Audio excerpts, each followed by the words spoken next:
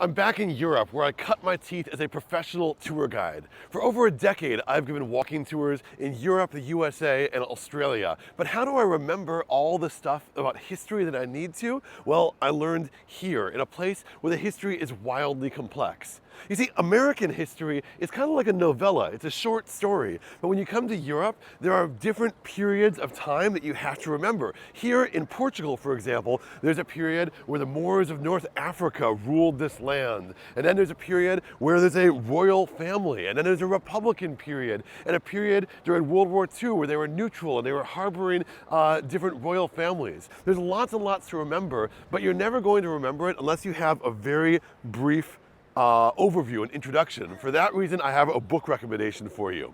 Americans will know Rick Steves as one of the most popular travel writers around. He has a book called Europe 101, which is basically European history for dummies. I read this at the start of my career, and it changed the trajectory of that career. Because at a very broad view, it told me this is the story of the Greeks and the Romans and the French Revolution and World War II, and it gave me a structure for which to put information. And so when I was told about the significance of the palace on the top of this hill, or this Moorish palace here in Sintra behind me, I was able to insert it into the knowledge that I already had of that history.